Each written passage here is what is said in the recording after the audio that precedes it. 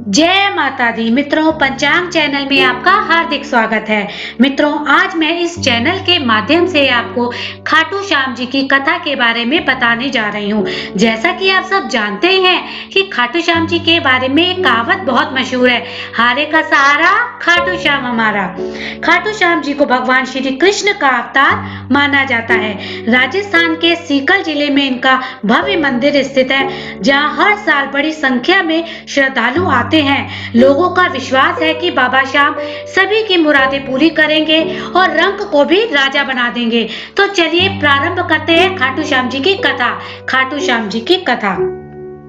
खाटू श्याम जी की कहानी महाभारत काल से शुरू होती है कि जिस वक्त उनका नाम बर्बरीक था। बर्बरीक भीम का पौत्र और घटोत्कच का पुत्र था। बर्बरीक बचपन से ही बहुत वीर योद्धा था, जिसने अपनी माँ से युद्ध कला सीखी थी।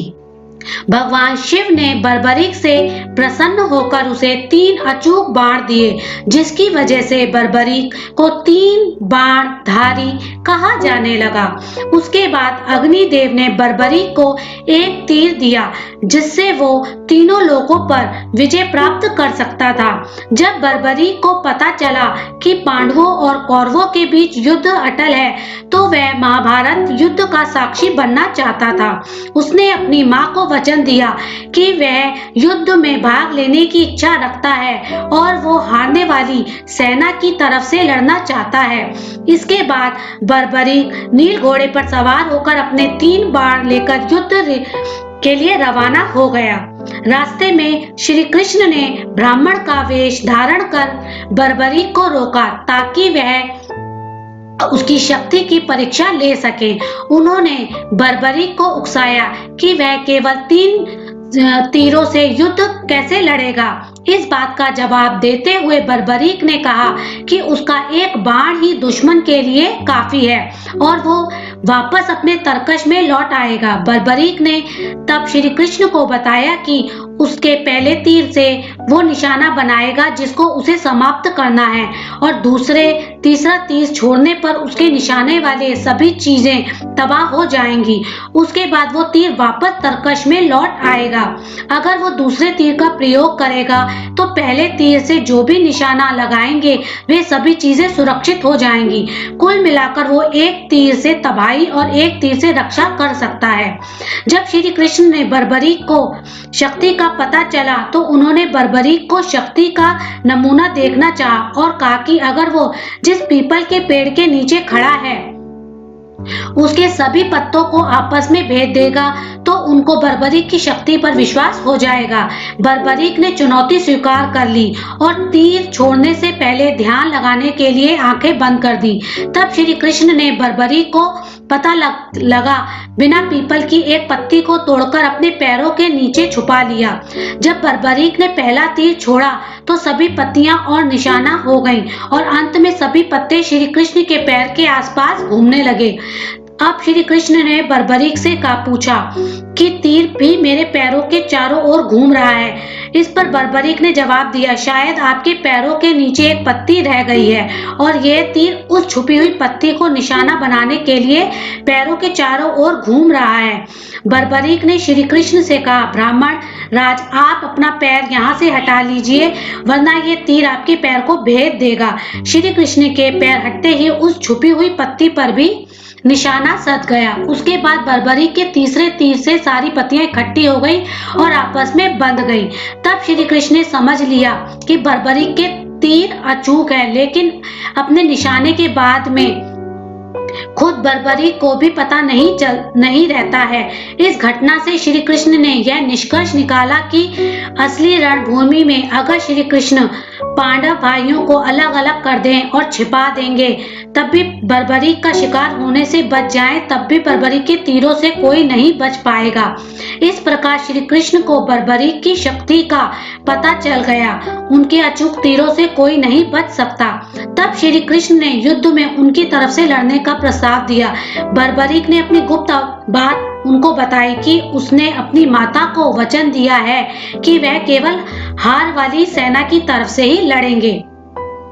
कौरव को भी बर्बरीक के इस वचन के बारे में पता था, इसलिए उन्होंने युद्ध के पहले दिन अपनी 11 अश्विनी सेना को नहीं उतारा था, ताकि जब कौरव की सेना पहले दिन पांडव से हार जाए तो बर्बरीक कौरवों का सहयोग कर पांडवों को विनाश कर दे। इस प्रकार जब कौरवों की तरफ से लड़ेगा तो पांडवों की लड़ रही सेना कमजोर हो जाएगी। उसके बाद वो पांडवों की सेना में चला जाएगा। इस तरह वो दोनों सेनाओं में घूमता रहेगा। श्री कृष्ण अब को लगा कि बर्बरीक का इस युद्ध में शामिल हुआ तो कोई भी सेना नहीं जीत पाएगी और अंत में कौरव पांडव दोनों का विनाश हो जाएगा और केवल बर्बरीक शेष रह जाएगा। तब श्री कृष्ण ने विचार किया कि बर्बरीक को रोकने के लिए उनको बर्बरीक से जान मांगनी होगी। तब श्री कृष्ण ने बर्बरीक से दान की मांग की।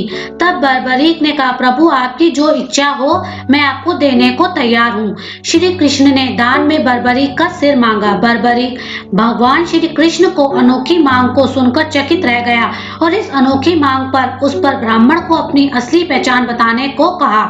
श्री कृष्ण ने बर्बरीक को अपना विराट रूप दिखाया और बर्बरीक उसे देखकर धन्य हो गया। श्री कृष्ण ने तब बर्बरीक को समझाया कि रणभूमि में युद्ध से पहले सबसे वीर क्षत्रिय की बलि देनी पड़ती है, इसलिए मैं तुम्हारे सिर मांग रहा हूँ और मैं तुमको इस धरती का सबसे वीर क्षत्रिय होने का गौरव देता हूँ। अपने वादे को निभाने हेतु श्री कृष्ण के आदेश पर बर्बरीक ने अपना सिर दान में दे दिया। ये घटना फाल्गुन महीने के शुक्ल पक्ष के 12वें दिन में हुई। अपनी जान देने से पहले बर्बरीक ने श्री कृष्ण से अपनी एक इच्छा जाहिर की। वह महाभारत युद्ध को अपनी आंखों से देखना चाहता था।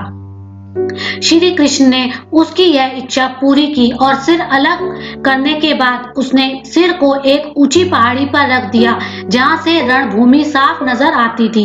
वहीं से बर्बरीक के सिर ने पूरा महाभारत युद्ध देखा। युद्ध खत्म होने पर जब जीते हुए पांडव भाई एक दूसरे से बहस करना शुरू कर दिया कि युद्ध की जीत की जिम्मेदार कौन है, तो श्री कृष्ण ने बर्बरीक के सिर को इस निर्णय लेने को कहा कि किसकी वजह से पांडव युद्ध जीते हैं।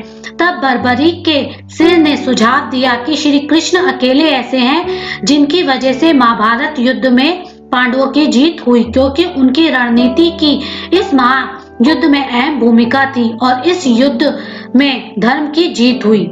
महाभारत युद्ध के बाद बर्बरीक के सिर को श्री कृष्ण ने रूपवती नदी में बहा दिया। कई सालों बाद कल युग की शुरुआत में उनका सिर जमीन में दफन वर्तमान राजस्थान के खाटू गांव में मिला। कल युग की शुरुआत में इस जगह को छुपाए हुए रखा था।